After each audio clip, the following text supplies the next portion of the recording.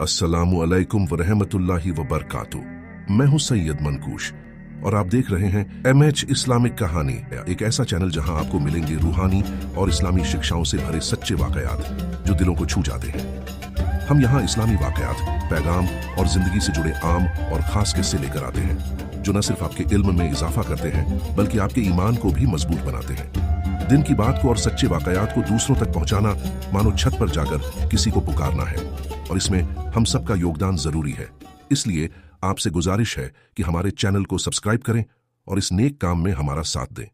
हर नया वाकया सबसे पहले आप तक पहुंचे, इसके लिए बेल आइकन जरूर दबाएं, लाइक करें, कमेंट करके अपनी राय दें और इन वीडियो को दूसरों तक पहुंचाने के लिए ज्यादा से ज्यादा शेयर करें। जज़ाकल्लाह खैर, और अल्लाह ताला आप सबको अपनी हिफाजत में रखे। हजरत सुलेमान और मलिका बिल्कीस का पुरस्कार वाकया। इस्लामिक इतिहास में हजरत सुलेमान अलैहिस्सलाम का नाम बेमिसाल है। वो सिर्फ नबियों में से एक नबी ही नहीं थे, बल्कि अल्लाह ताला ने उन्हें बेइंतहा हुकूमत और कुदरत से नवाजा था। उनके पास बेजोड़ ताकतें थीं। इंसान, जिन, जानवर और हवाएं सब उनके इख्तियार में थीं।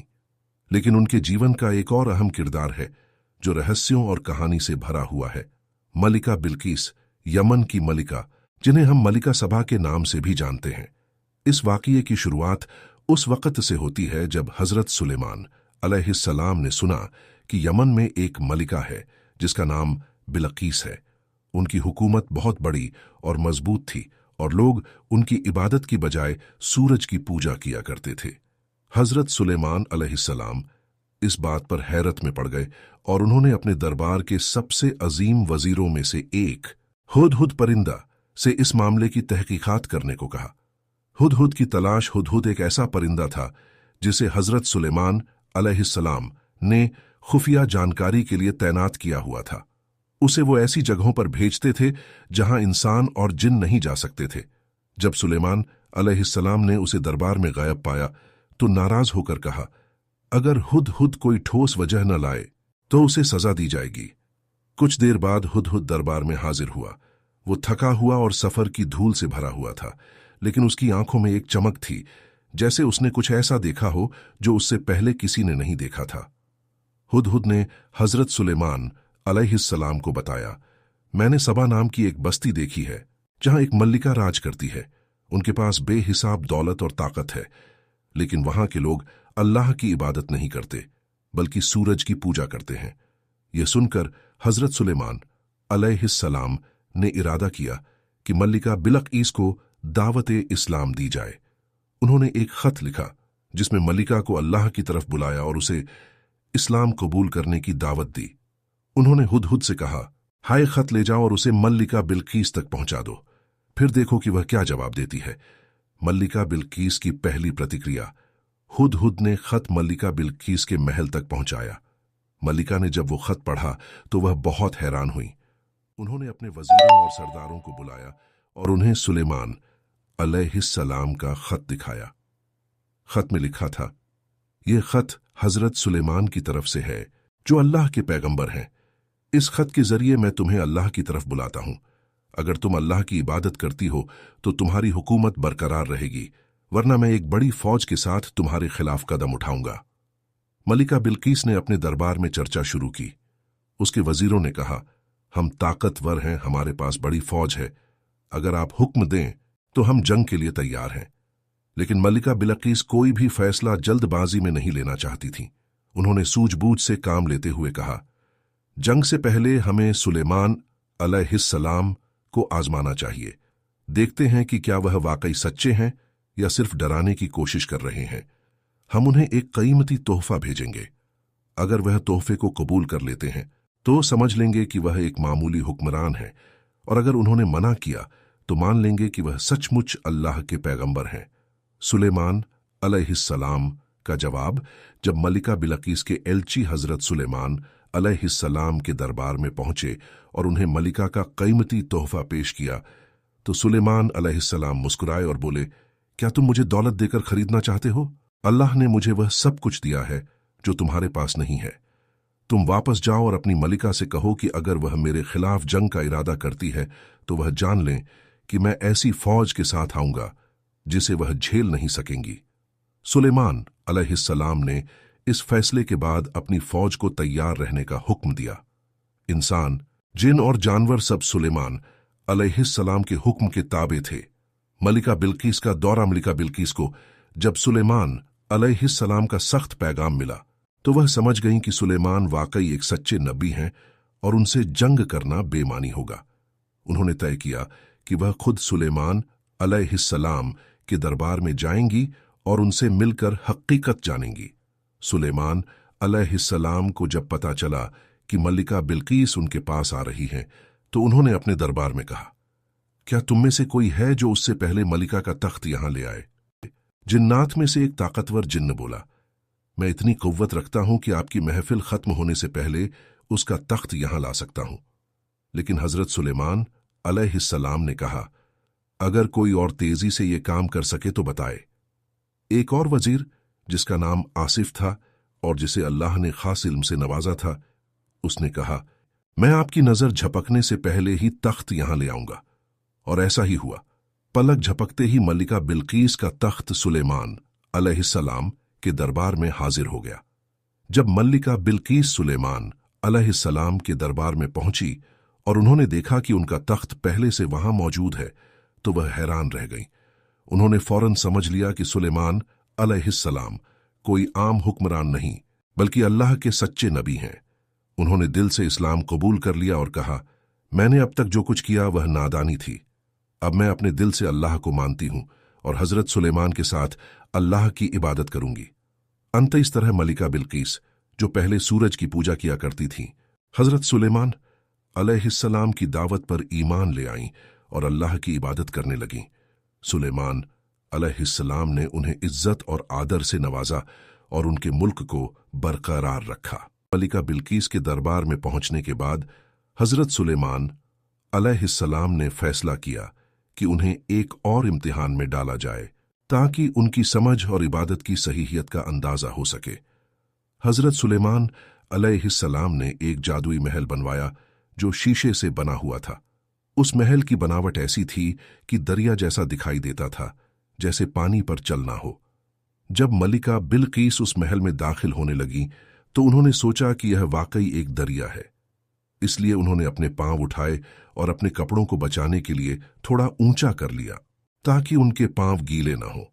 हजरत सुलेमान अलैहिस्सलाम ने उनकी इस हरकत पर मुस्कुराते हुए कहा, यह पानी नहीं है बल्कि शीशे का फर्श है। यह इम्तिहान मलिका बिल्कीस के लिए एक अहम पल था, जिसने उन्हें दिखा दिया कि सुलेमान अलैहिस्सलाम का इल्म और हिकमत बहुत आगे है, और उन्होंने इसे एक और सबक के तौर पर लिया। इस इम्तिहान ने उनकी इबादत और ईमान को और भी मजबूत किया। उन्होंने इस वाकये के बाद महसूस किया कि सुलेमान अलैहिस्सलाम की हुकूमत सिर्फ ज़ाहिरी ताकत पर मुनहसिर नहीं, बल्कि उनके पास अल्लाह की दी हुई एक खास ताकत और इबादत का रास्ता भी था। हजरत सुलेमान अलैहिस्सलाम और मलिका बिल्कीस का रिश्ता। मलिका बिल्कीस के इस्लाम कबूल करने के बाद हजरत सुलेमान अलैहिस्सलाम ने उन्हें इज्जत और आदर से नवाजा। कुछ रिवायात में बताया जाता है कि हजरत सुलेमान अलैहिस्सलाम और मलिका बिल्कीस के बीच गहरी दोस्ती और समझदारी का रिश्ता कायम हुआ। कुछ तफसीरकारों का यह भी कहना है कि दोनों के बीच शादी भी हुई ताकि दोनों सल्तनतें आपस में मिलकर एक बड़ी ताकत बन जाएं। हालांकि शादी का जिक्र हर रिवायत में नहीं आता, लेकिन यह जरूर कहा जा सकता है कि सुलेमान अलैहिस्सलाम और मलिका बिल्कीस के रिश्ते में एक गहरी इज्जत और आपसी समझ थी। दोनों ने अपने अपने मुल्कों को हिकमत और इंसाफ से चलाया और एक नई मिसाल कायम की, जहां हुकूमत का मकसद सिर्फ ताकत नहीं बल्कि अल्लाह की इबादत और इंसानियत की खिदमत थी। जिन्नात और रहस्यमयी ताकतों का इस्तेमाल हजरत सुलेमान अलैहिस्सलाम की हुकूमत में सबसे अजीब और रहस्यमयी चीजों में से एक उनका जिन्नात पर काबू था। वह उन्हें अलग अलग कामों में इस्तेमाल करते थे, जैसे महल बनवाना, बाघों की देखरेख करना और जासूसी करना। यह ताकत अल्लाह ने सिर्फ सुलेमान अलैहिस्सलाम को दी थी ताकि वह अपने मकसद को पूरा कर सके। जब मलिका बिल्कीस ने सुलेमान अलैहिस्सलाम की ये कुदरती ताकतें देखीं तो वह और भी ज्यादा मुतासिर हुईं। उन्होंने देखा कि जिन्नात सिर्फ उनके हुक्म का पालन करते हैं और उनका कोई भी काम सुलेमान अलैहिस्सलाम की मर्जी के बिना नहीं हो सकता। जिन्नात के इस्तेमाल ने सुलेमान अलैहिस्सलाम की हुकूमत को और भी ज्यादा ताकतवर बना दिया था, और यह बात मलिका बिल्कीस के लिए एक नया तजुर्बा था। मलिका बिल्कीस का यमन वापसी कहानी के इस मोड़ पर मलिका बिल्कीस हजरत सुलेमान अलैहिस्सलाम से विदा लेकर अपने मुल्क यमन वापस लौट गईं। वहां पहुंचकर उन्होंने सुलेमान अलैहिस्सलाम की दी हुई नसीहतों पर अमल करना शुरू किया। उन्होंने अपने लोगों को इस्लाम की तरफ बुलाया और अपनी सल्तनत में इंसाफ और अदल का निजाम कायम किया। मलिका बिल्कीस की वापसी से यमन की सल्तनत में एक नई रोशनी फैल गई। उनके मुल्क के लोग भी उनकी हिदायत से मुतासिर होकर इस्लाम कबूल करने लगे। उन्होंने अपने ताज और दौलत की परवाह किए बिना अल्लाह की इबादत को अपनी जिंदगी का मकसद बना लिया, और हजरत सुलेमान अलैहिस्सलाम और मलिका बिल्कीस की दास्तान हमें इस बात की याद दिलाती है कि दुनिया की हर चीज फानी, नष्ट होने वाली है। हजरत सुलेमान अलैहिस्सलाम और मलिका बिल्कीस की हुकूमतें इस बात की मिसाल हैं कि इंसान को हर हाल में अल्लाह की बंदगी और उसके हुक्म की पैरवी करनी चाहिए। हजरत सुलेमान अलैहिस्सलाम की आखिरी वसीयत। हजरत सुलेमान अलैहिस्सलाम की जिंदगी अल्लाह की नेमतों और उनकी रहमतों से भरी हुई थी।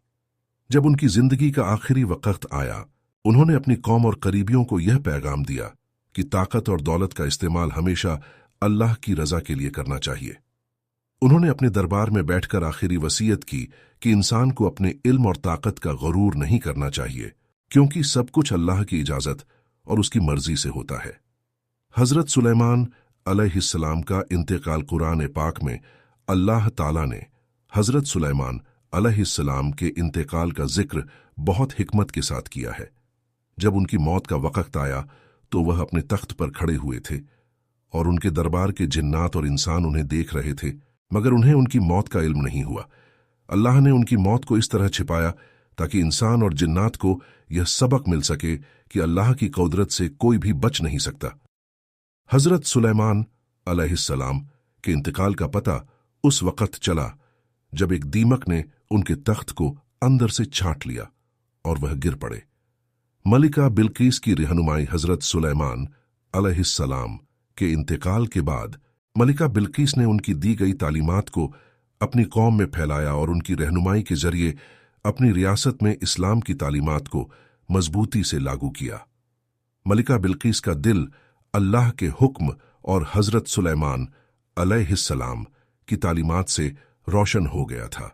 उन्होंने अपनी हुकूमत को इस्लामी उसूलों पर मजबूत किया और अपनी कौम को अल्लाह की राह में चलने की हिदायत दी। अल्लाह की रहमत और हिदायत। मलिका बिल्कीस का सफर हमें यह सिखाता है कि जब इंसान अल्लाह की रजा और उसकी रहमत को तलब करता है तो अल्लाह उसे हिदायत और कुर्ब बख्शता है। हजरत सुलेमान अलैहिस्सलाम और मलिका बिल्कीस की यह दास्तान हमें यह बताती है कि सच्ची कामयाबी और हकीकी सुकून सिर्फ अल्लाह के नजदीक होने में है। चाहे इंसान कितनी ही ताकत और दौलत हासिल कर ले, अगर उसका दिल अल्लाह की याद और उसकी बंदगी से खाली है तो उसकी सारी दौलत और ताकत बेमानी है। आखिरत की तैयारी। हजरत सुलेमान अलैहिस्सलाम और मलिका बिल्कीस की कहानी का सबसे अहम पैगाम यह है कि इंसान को अपनी आखिरत की तैयारी करनी चाहिए। हजरत सुलेमान अलैहिस्सलाम की तमाम हुकूमत और ताकत आखिरकार अल्लाह के हुक्म से ही चलती थी, और उनका इंतकाल भी इसी बात की मिसाल है कि हर इंसान को आखिर एक दिन अल्लाह के सामने पेश होना है। पैगाम। इस दास्तान से हमें यह पैगाम मिलता है कि इंसान की असली कामयाबी उसके नेक अमल और अल्लाह के साथ उसके ताल्लुक में है।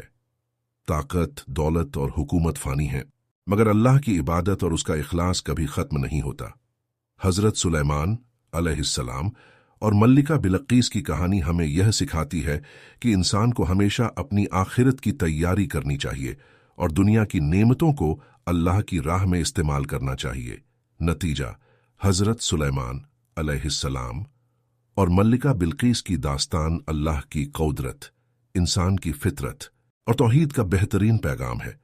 यह कहानी हमें यह सिखाती है कि इंसान को अपनी तमाम नेमतों का इस्तेमाल अल्लाह की रजा के लिए करना चाहिए और उसे हमेशा अपनी आखिरत की फिक्र करनी चाहिए, क्योंकि यही असली कामयाबी है।